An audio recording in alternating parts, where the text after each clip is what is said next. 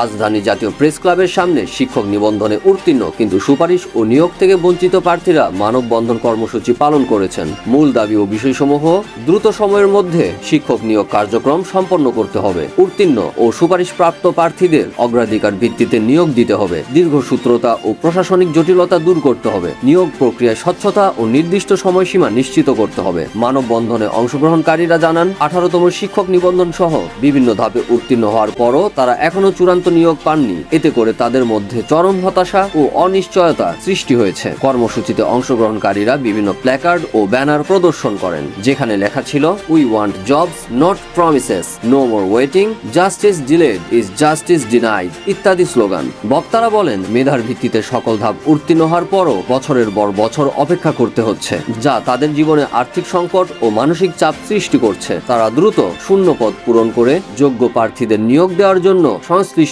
কর্তৃপক্ষের প্রতি জোর দাবি জানান। মানববন্ধন থেকে অংশগ্রহণকারীরা হুঁশিয়ার দেন, তাদের দাবি দ্রুত বাস্তবায়ন না হলে ভবিষ্যতে আরো কঠোর কর্মসূচি ঘোষণা করা হবে।